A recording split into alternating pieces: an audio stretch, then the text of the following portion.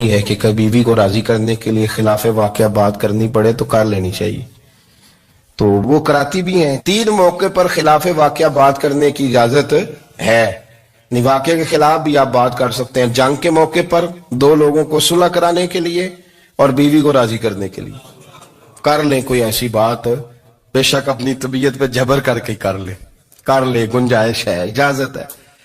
تو وہ کہتے ہیں جب وہ گاڑی میں میرے ساتھ بیٹھی بن سور کے تو وہ تقاضا کرنے لگی کہ میں نے بڑے اچھے کپڑے پہنے ہیں پر آپ نے توجہ نہیں کرائی۔ وہ سیانا بندہ تھا، وہ چاہ رہا تھا کہ میری خاتون سمجھ جائے۔ وہ کہتے ہیں مجھے پتا تھا کہ بیچاری مس گائیڈ ہو گئی ہے، دل کی بڑی اچھی ہے، سیانی ہے، لیکن اس کو کچھ خواتین نے، کچھ لوگوں نے مل کے اس کو ذہن غلط کر دیا ہے کہ سماج میں نکلو، باہر جاؤ، کام کرو، فلاں کرو، اپنی مرضی سے جیو۔ تو میرے ساتھ گاڑی میں بیٹھی کہیں جانے کے لیے تو مجھ سے کہنے لگی کہ آپ نے میری طرف توجہ ہی نہیں کی، آپ نے کوئی ذکر ہی نہیں کیا کہ میں کیسی لگ رہی ہوں۔ تو وہ کہتے ہیں میں نے اسے کہا کہ اگر تو ناراض نہ ہو تو پھر میں صحیح والی تعریف کر دوں۔ تو اس نے کہا کہ آپ کر دیں۔ تو کہتے ہیں میں نے درد سے اور خلوص سے اپنی بیوی سے کہا، خلوص کے ساتھ میں نے کہا میں تو روز گھر ہوتا ہوں، روز شام کو گھر ہوتا ہوں، اگر تو میرے لیے تیار ہوتی تو میں تیری تعریف کرتا، لیکن آج تو باہر جانے کے لیے تیار ہوئی، تو پھر ان سے تعریف کی امید رکھ جن کے لیے تو نے تیاری کی ہے۔ میرے لیے تیاری کرتی تو میں تو ہر شام تیرے پاس ہوتا ہوں۔ کہتے ہو میرے لفظوں میں درد تھا تو وہ بھی رو پڑی اور کہنے لگی آپ گاڑی روک دیں، مجھے باہر جا کے کسی کو راضی نہیں کرنا، میں نے اسے راضی کرنا ہے جس کو رب کریم نے میرا شوہر بنایا ہے اور میرے لیے منتخب کیا ہے میرے ماں باپ کو، میں واپس لوٹتی ہوں۔ یہ ایک پہلو ہے سلگتا ہوا، اس کو سمجھا جائے۔ رسول کریم صلی اللہ علیہ وسلم عرب کی کواری لڑکیوں سے زیادہ حیا والے تھے، کواری لڑکیوں سے زیادہ حضور حیا فرمایا کرتے تھے۔ جب خانہ کعبہ کی مکہ شریف میں تعمیر ہو رہی تھی نا، اہل عرب اس کو تعمیر کر رہے تھے، تو نبی پاک صلی اللہ علیہ وسلم اپنے چچا حضرت عباس کے ساتھ خانہ کعبہ کی تعریف میں مصروف تھے۔ تو عرب کے لوگ چونکہ لمبا کرتا پہنتے تھے پیروں تک، تو نیچے اگر کسی وقت کوئی چیز نہیں بھی ہوتی تھی تو کسی کو وہ نظر نہیں آتی تھی، چونکہ پردہ رہتا تھا، لمبا کرتا پہنا ہوا ہوتا تھا۔ تو جب بچے، سرکار کی عمر مبارک بھی ابھی تھوڑی تھی، تو اس طرح بچے جب نکلتے تو وہ کئی دفعہ اپنی تہمت اتار دیتے نیچے سے، اور کوئی مزدوری کرنے لگتے تو 3-4 طے کر کے تہمت کی کندھے پہ رکھ لیتے، جس طرح کبھی دیہاتوں میں لوگ کپڑا سر پہ رکھتے تھے کہ اوپر اگر کوئی وزنی چیز رکھیں گے تو وہ تکلیف نہیں دے گی۔ نبی پاک صلی اللہ علیہ وسلم بھی سب لوگوں کے ساتھ خانہ کعبہ کی تعمیر میں شامل تھے۔ تو حضرت عباس رضی اللہ تعالیٰ عنہ نے کہا حضور سے، ابھی اعلان نبوت بھی نہیں فرمایا تھا، بھتیجے آپ بھی تہمت اتاریے، یہ صحیح مسلم میں حدیث موجود ہے، اور اس کو کندھے پہ رکھ لیجیے، آپ اینٹیں اٹھا کے لا رہے ہیں تو ذرا آپ کو تکلیف نہیں ہوگی۔ تو سرکار دو عالم صلی اللہ علیہ وسلم سے یہ بات کہی اور پھر جلدی سے حضور کی تہمت کو نکال کے حالانکہ لمبا کرتا پہنا ہوا ہے، تو وہ جیسے ہی ان کے کندھے پہ رکھا اینٹیں رکھنے کے لیے تو سرکار تو زمین پہ گر گئے، بے ہوش ہو گئے، آنکھیں آسمان کی طرف، اور پھر حضور پکار رہے ہیں آزاری آزاری آزاری، میرا تہمت دے دو، میرا تہمت دے دو۔ کبھی کوئی شخص اس وجہ سے بھی بے ہوش ہوا ہے کہ میرے وجود سے کپڑا اتر گیا ہے؟ حالانکہ سرکار پر وہ بے ہوشی بھی نبی پاک کا وہ جو غلبہ ہے نا شرم و حیا کا، اس کی وجہ سے ہو، ورنہ تو حضور فرماتے ہیں کہ میری آنکھیں سو جاتی ہیں، دل تو میرا اس عالم میں بھی جاگتا رہتا ہے۔ تو سرکار زمین پہ تشریف لے آئے، آنکھیں میرا تہمت دے دو، میرا تہمت دے دو، تو جلدی سے انہوں نے تہمت دیا تو حضور نے باندھ لیا۔ پھر طبیعت مبارک میں تسلی ہوئی، یعنی ہم اس رسول کے غلام ہیں کہ جن کے تو وجود سے کپڑا اتر جائے تو حضور برداشت نہیں کرتے، قبول نہیں فرماتے، تکلیف شروع ہو جاتی۔ لیکن یہاں نوجوان ہیں اور بڑا قد کاٹ ہے اور بڑے بڑے سمجھدار لوگ ہیں، گرمی آتی ہیں تو شارٹ کپڑے پہن کے گھومتے ہیں، ان کو خیال نہیں کہ یہ وہ والا لباس ہے جو باہر تو کیا گھر میں اماں کے سامنے نہیں پہننا چاہیے، بہنوں اور بیٹیوں کے سامنے نہیں پہننا چاہیے۔ آپ کی گفتگو میں شرم و حیا ہو، آپ کے لب و لہجے کے اندر حسن ہو۔ آپ کو پتہ ہے نبی پاک صلی اللہ علیہ وسلم نے فرمایا میری امت میں سب سے زیادہ حیا کرنے والے عثمان غنی ہیں، عثمان غنی سب سے زیادہ حیا کرنے والے۔ آپ فرمایا کرتے تھے جب سے حضور کا چہرہ دیکھا ہے میں نے کبھی اپنی شرمگاہ بھی نہیں دیکھی، میں نے آنکھوں کا وضو نہیں توڑا، اور جب سے حضور کے دست مبارک میں نے بیعت کے لیے سیدھا ہاتھ بڑھایا تو پھر سیدھا ہاتھ میں نے کبھی گندگی کو نہیں لگایا۔ حیات، آپ باتھ روم کے اندر بھی غسل فرماتے تھے تو کپڑوں سمیت کرتے تھے۔ کسی نے کہا حضرت جی واش روم کے اندر کیوں نہیں کپڑے اتارتے؟ آپ فرمانے لگے باہر بندوں سے حیا کرتا ہوں، اندر جاتا ہوں تو رب سے حیا نہیں شروع ہو جائے، وہ تو دیکھ رہا ہے نا۔ تو میں جو بات آپ کی خدمت میں عرض کرنا چاہتا ہوں اس کو آپ سمجھیے گا میرے عزیز، کہ شرم والا مزاج، گفتگو بھی شرم والی، آنکھیں بھی شرم والی، لباس بھی شرم والا، دوستی یاری بھی شرم والی، بہت ساری ایسی باتیں۔ دیکھیں نا آپ ذرا، میں نے کہا کہ باتوں کو سن کے گزر نہ جایا کریں، اس کی گہرائی پر غور کریں۔ حضور علم کا سمندر ہے، سرکار سے زیادہ علم دنیا میں کسی کے پاس موجود نہیں ہے، اور صحابہ کو موقع ملا ہوا ہے اس سمندر سے فیض لینے کا، لیکن ان کی حالت یہ ہے کہ حضرت علی المرتضیٰ فرماتے 14 دن گزر جاتے، حضور سے کوئی سوال پوچھنا ہوتا تھا پر میں شرم کے بارے نہیں پوچھ پاتا تھا۔ 14 دن بخاری شریف میں موجود ہے۔ ایک دن نبی پاک صلی اللہ علیہ وسلم نے پوچھا صحابہ سے کہ وہ کون سا درخت ہے جس کے پتے نہیں گرتے، اور وہ درخت اس طرح ہے جس طرح مومن ہوتا ہے، وہ درخت میرے مومن کی طرح بتاؤ۔ حضرت عبداللہ ابن عمر فرماتے مجھے پتا تھا کہ وہ کھجور کا درخت ہے، لیکن چونکہ ابو بکر صدیق بھی بیٹھے، عمر فاروق بھی بیٹھے، مولا علی بھی بیٹھے، عثمان غنی بھی بیٹھے، اتنے جید لوگ بیٹھے، تو مجھے حیات ہی تھی کہ میں کیوں جواب دوں۔ کہتے سرکار نے کئی دفعہ پوچھا، لوگوں نے کئی اور درخت بتائے، پر فرمایا تمہارا جواب درست نہیں ہے۔ آپ حیا کے اس پہلو پر غور کریں کہ سوال کا جواب آتا ہے، سوال کا جواب، یعنی مجھے سوال کا جواب آتا ہو پھر میں دوں نہ، مجھے بدعزمی نہ ہو جائے گی؟ یہ کیسے ممکن ہے کہ میری رات گزر جائے، مجھے پتا بھی تھا اور میں نے بتایا نہیں؟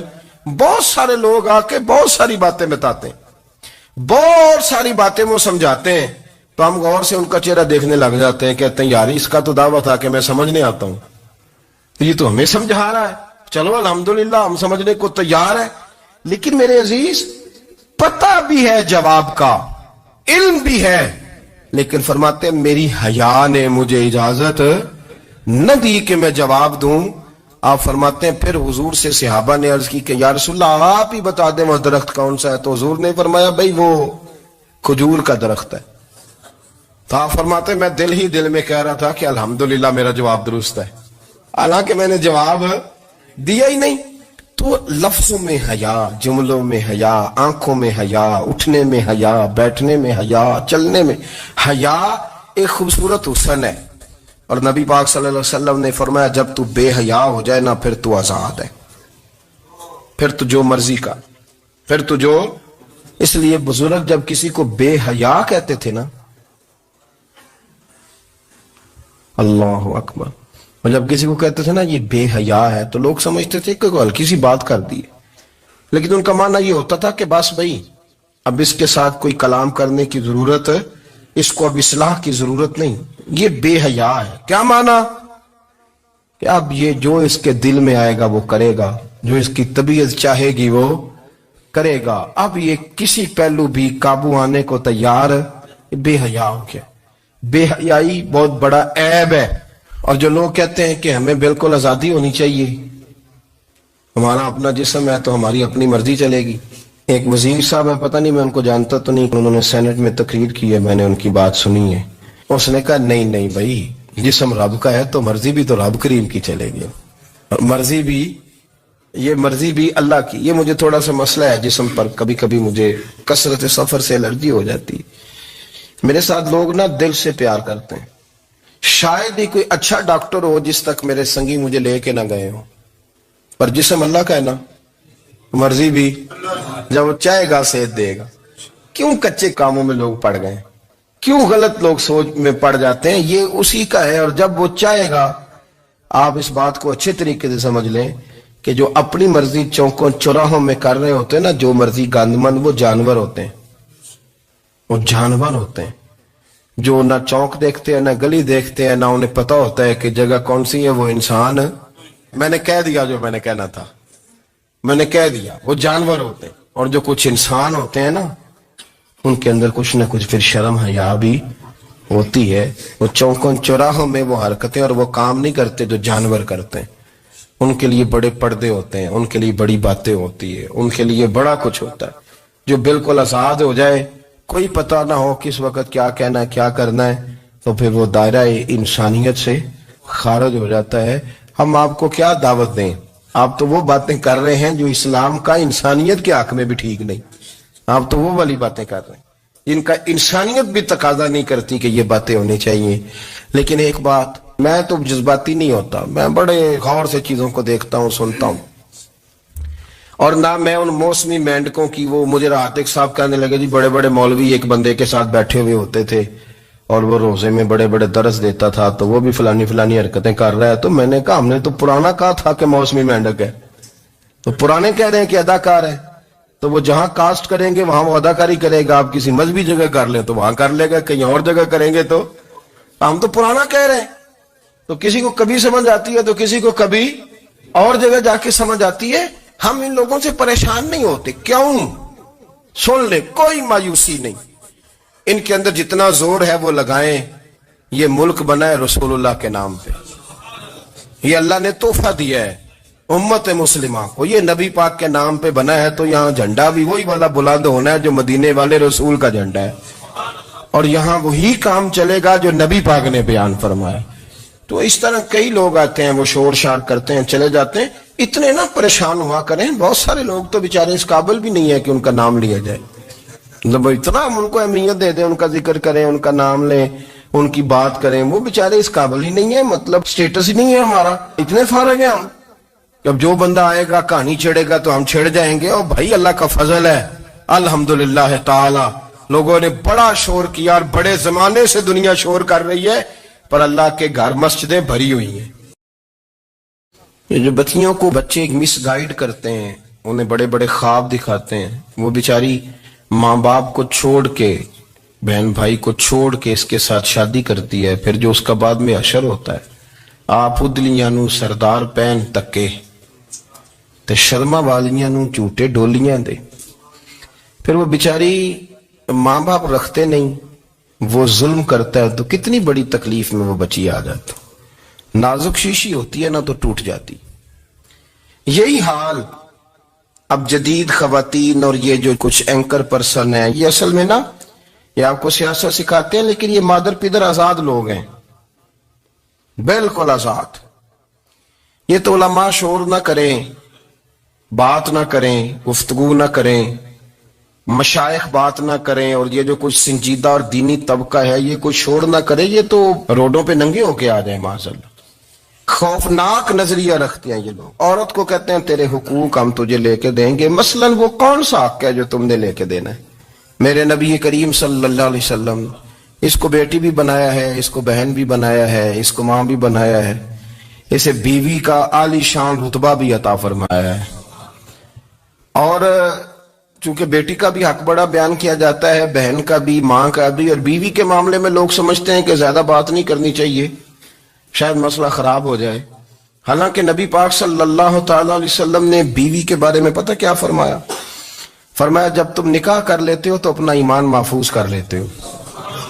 اب میں اس کی شرح نہیں کرتا, اب خود کر لیجئے گا کہ وہ ایک ایسی شخصیت ہوتی ہے کہ جس کی موجودگی میں آپ کا ایمان محفوظ ہے. اب میں نہیں سمجھتا کہ اس سے بڑی بات کوئی اور ہو سکتی ہے, جس کی موجودگی میں آپ کا ایمان. اور بھئی یہ حدیث پاک عرض کر رہا ہوں, نکاح جب کوئی کر لے تو اس نے اپنا ایمان